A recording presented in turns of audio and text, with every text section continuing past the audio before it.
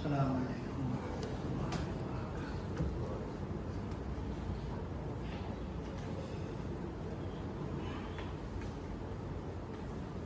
نحمده ونصلي ونسلم على رسوله الكريم، اما بعد،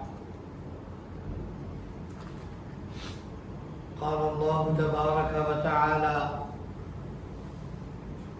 اعوذ باللہ من الشیطان الرجیم، بسم اللہ الرحمن الرحیم، الحمد للہ رب العالمین، صدق اللہ مولانا العظیم، اللہم صل علی سیدنا و نبینا و حبیبنا و قرۃ اعیننا محمد وعلی آلہ و اصحابہ وبارک وسلم۔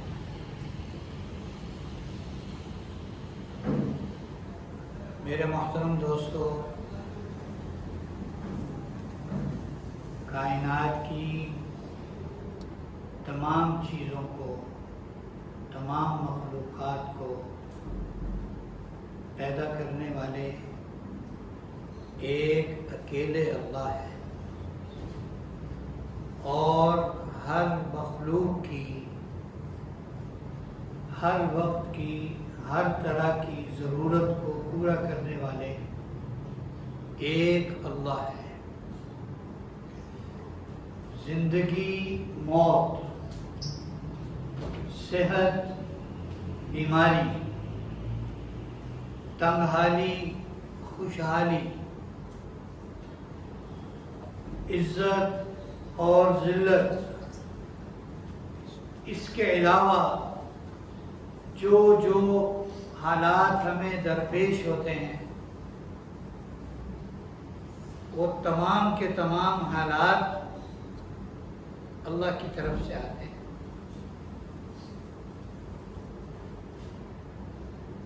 اللہ نے اپنا تعارف قرآن پاک کی پہلی سورت کی پہلی آیت میں کروایا: الحمدللہ رب العالمین۔ تمام تعریفیں، تمام صفات کا مالک وہ ہے جو تمام جہانوں کو پالنے والا ہے۔ رب کہتے ہیں تربیت کرنے والے۔ عربی زبان میں رب کا معنی ہوتا ہے انشاء شیء حالا فعالا الی حد الکمال، کسی چیز کو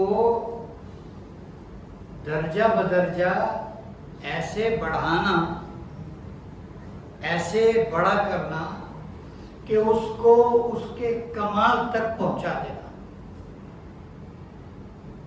اسے اس کے کمال تک پہنچا دینا، یہ رب کا معنی ہے۔ پالنے والا،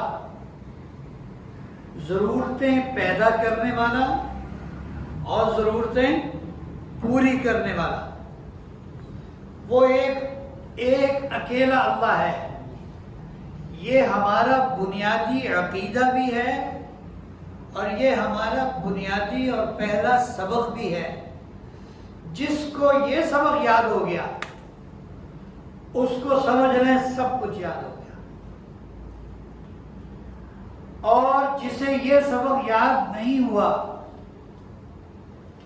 کہ میرا پالنے والا، میری ضرورتیں پوری کرنے والا ایک اکیلا اللہ ہے، اس کے لیے در در کی، گھر گھر کی، گلی گلی کی، محلے محلے کی ٹھوکریں اللہ لکھ دیتے ہیں۔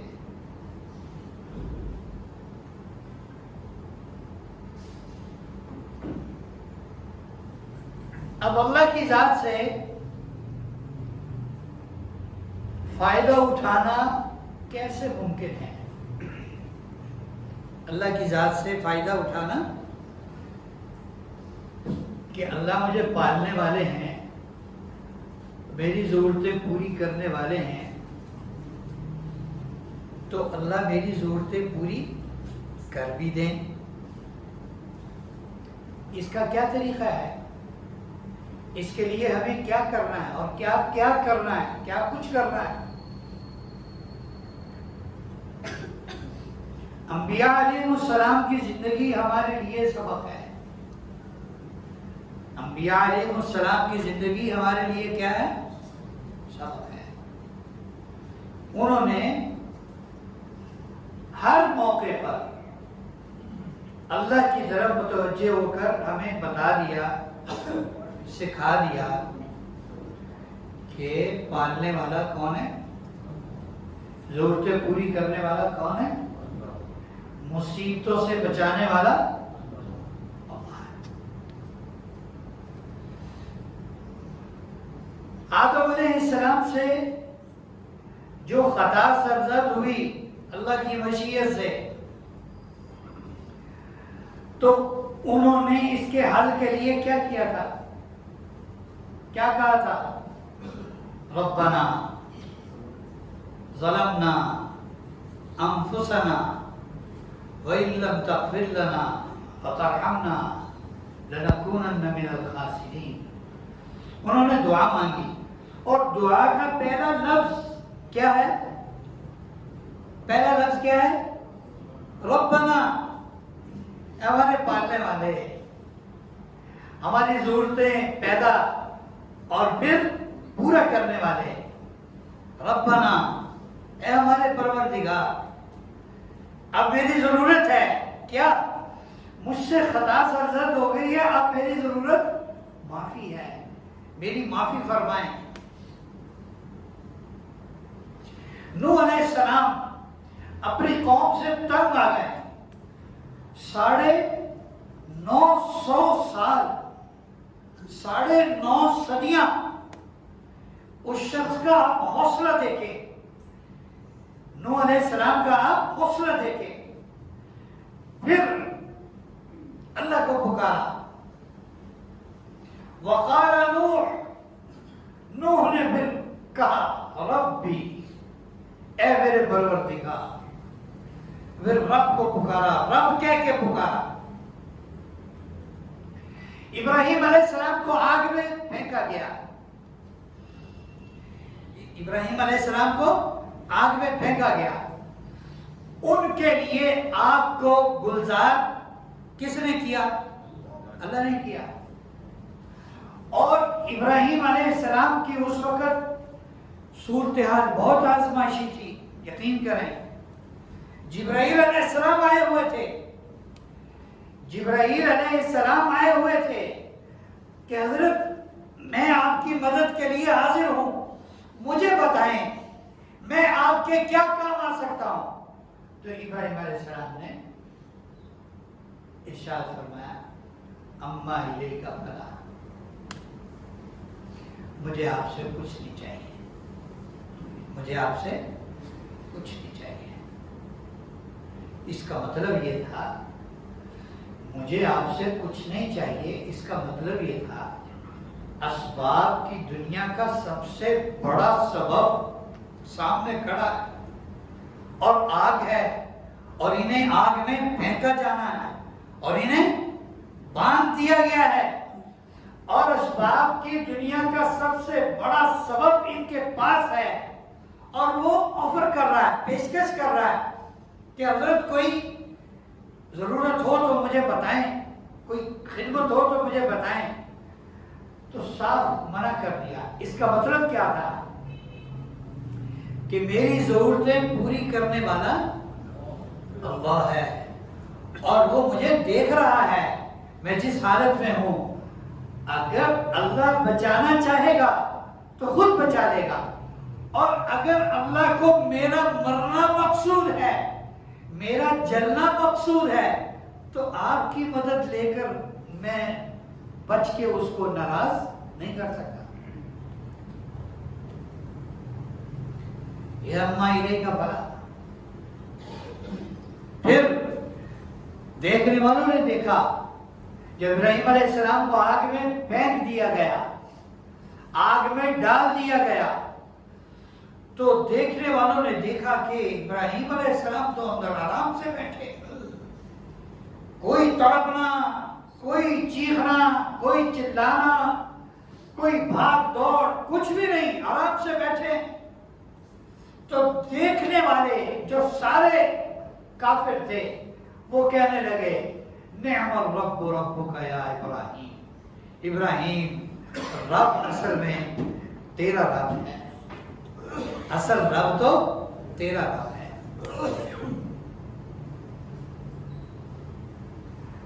اور زکریا علیہ السلام بوڑھے ہو گئے ہیں، بے اولاد ہیں، اور وہ مریم کے پاس جاتے ہیں اور وہاں دیکھتے ہیں کہ مریم کے پاس بے موسم پھل رکھے ہوئے ہیں، اور وہ پوچھتے ہیں یا مریم انا لکی ھذا،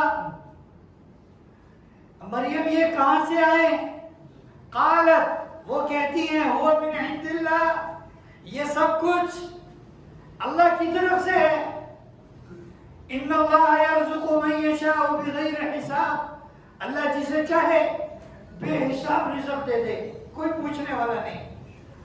اگلی آیت کیا ہے؟ ہنالکا، وہی فوراً اسی وقت دعا زکریا ربہ، زکریا علیہ السلام نے اپنے رب کو پکارا، اپنے رب کو پکارا، موقع کا فائدہ اٹھایا.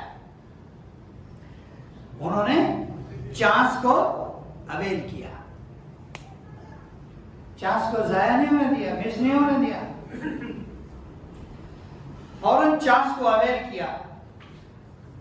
دعا زکریا ربہ قال رب هب لی من لدنک ذریۃ طیبہ.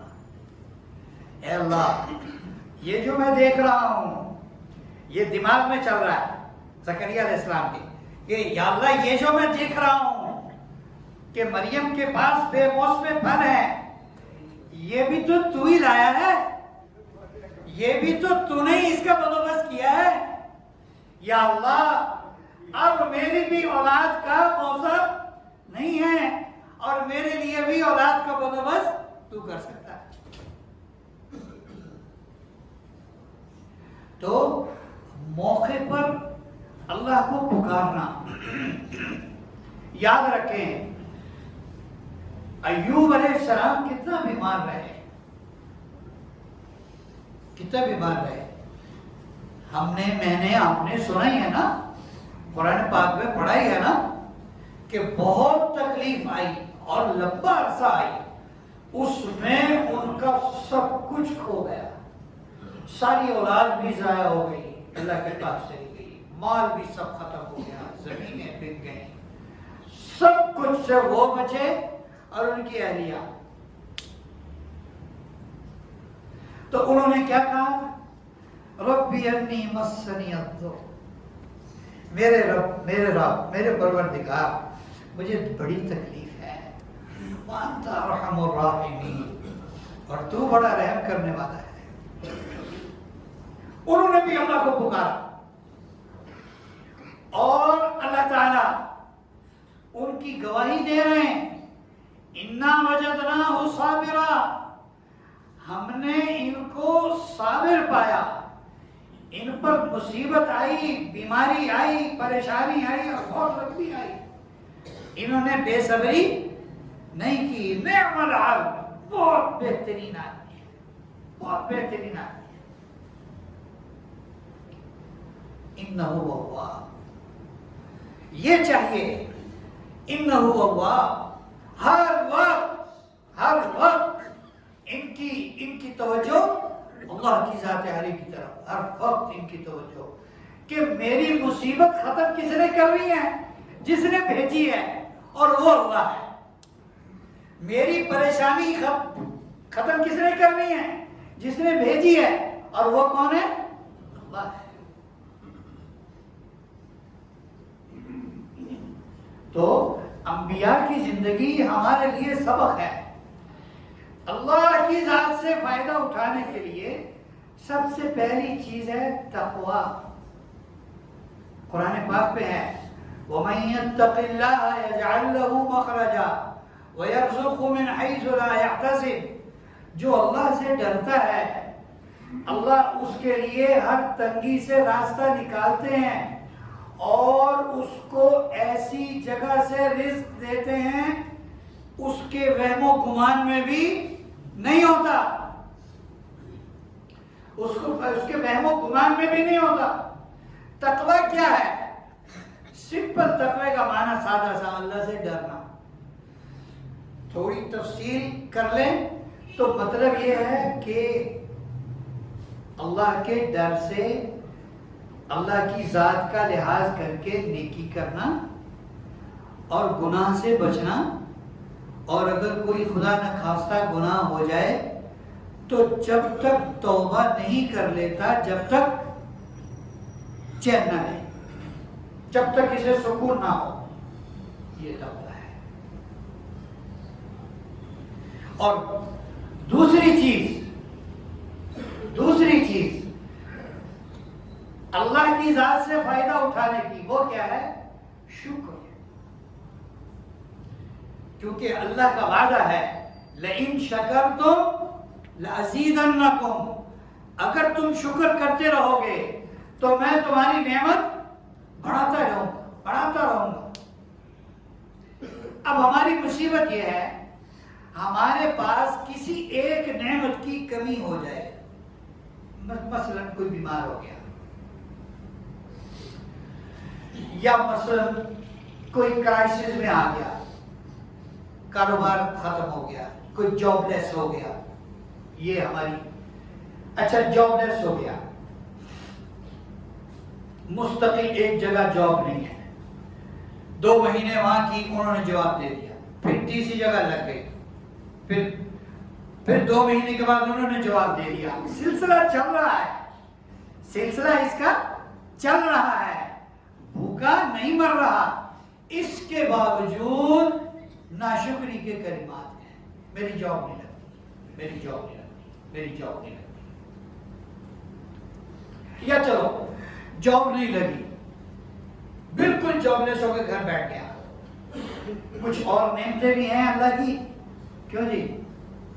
کچھ اور نعمتیں ہیں اللہ کی، گھر اپنا اللہ نے دیا ہوا ہے الحمدللہ، چھت اپنی دی ہوئی ہے، صحت دی ہوئی ہے، عافیت دی ہوئی ہے، تندرستی دی ہوئی ہے، اور اگر کسی کو اللہ نے مانگنے کی توفیق بھی دے دی ہے تو یہ تو اور بڑی نعمت ہے، مانگنے کی نعمت دی ہوئی اللہ نے اپنے سے۔ تو جو موجود نعمتیں ہیں ان کو دیکھ کے شکر ادا کرنا، یا اللہ تیرا شکر ہے، یا اللہ میں تو کروڑوں سے اچھا ہوں، یا اللہ میں تو ہزاروں سے اچھا ہوں۔ اللہ کا ہر حال میں شکر ادا کرنا، یہ دوسری چیز ہے۔ اور اسی طرح ایک چیز اللہ کی ذات سے فائدہ اٹھانے کی، وہ ہے توکل، اللہ پر توکل کرنا، بھروسہ کرنا، اللہ پر توکل کرنا، بھروسہ کرنا۔ وَعَلَى اللَّهِ فَلْيَتَوَكَّلِ الْمُؤْمِنُونَ، مومنوں کا بھروسہ اللہ پر ہی ہوتا ہے، مومنوں کا اعتماد کس پر؟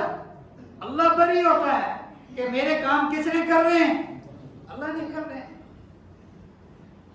وہ پہلی دعا پہ ہو جائیں، پھر بھی میں نے مانگنا اس اللہ سے ہی ہے، اور مجھے 10 ہفتے اور 10 دن اور کتنا عرصہ گزر جائے، میری ضرورت جب پوری اللہ نے کرنی ہے تو میں نے مانگنا بھی اللہ سے ہے، اور میں نے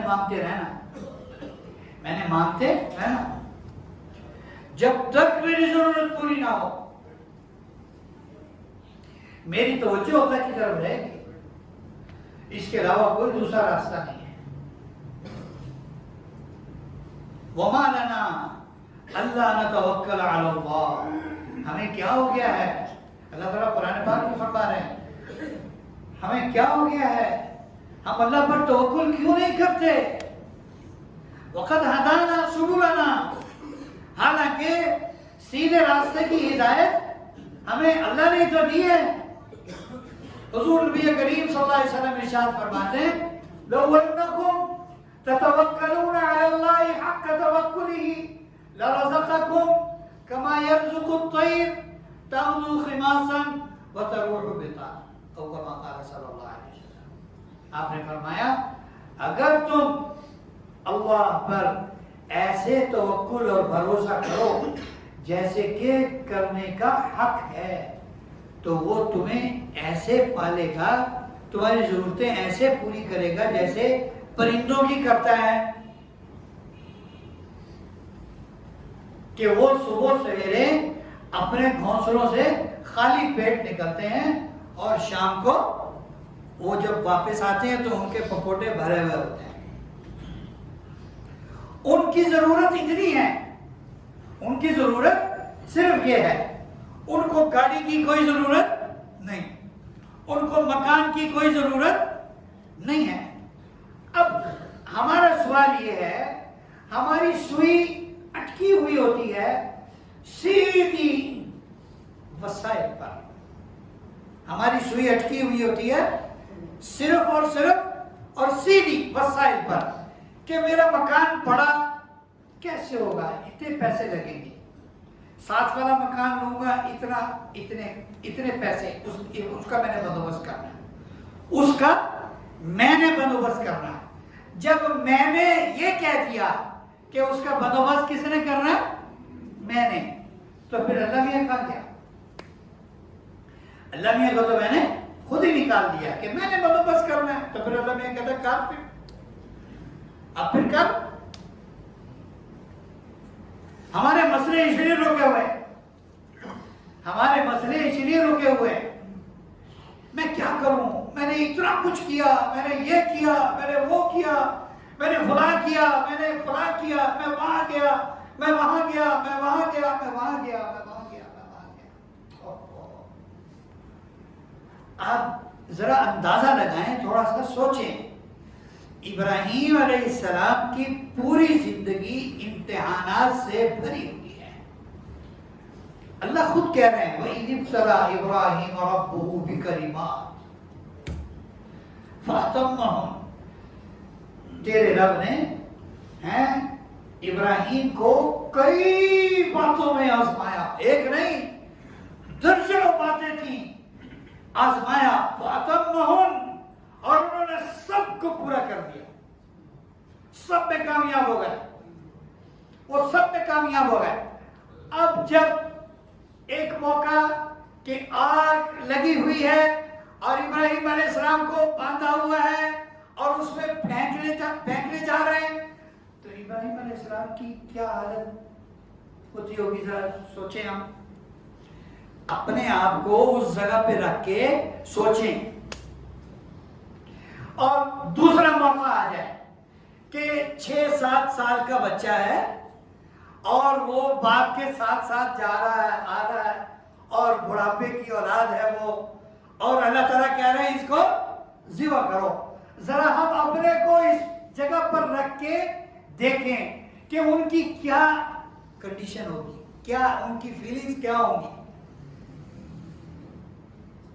لیکن انہوں نے کبھی کسی پیغمبر نے یہ نہیں کہا لو جی میں کتنے پاس گیا, لو جی میں کتنے پاس. ایک آدمی بات کر رہا ہے اور وہ اس کو اپنے دکھ کے اظہار کا بھی نہیں پتا. وہ کہہ رہا ہے ایسے ہے جیسے میرے لیے سارے دروازے بند ہو گئے, یہ کفریہ کلمہ ہے, میرے لیے ایسے جیسے سارے دروازے بند ہو گئے. اللہ کا دروازہ کبھی بند ہوا کسی کے لیے؟ کیوں جی, ہم کس کو ماننے والے ہیں؟ سارے کس کو ماننے, کوئی ڈونلڈ ٹرمپ کا ماننے والا ہے تو یہاں بیٹھ چلا جائے. سارے کس کو مانتے ہیں؟ اللہ کو مانتے ہیں کہ ہماری ضرورت کس نے پوری کرنی ہے؟ اللہ نے پوری کرنی ہے. تو اللہ کا دروازہ کبھی بھی بند نہیں ہوتا. یوسف علیہ السلام کھو گئے تھے, اولاد کا دکھ خدا کسی کو نہ دے, اولاد کا دکھ خدا کسی کو نہ دے.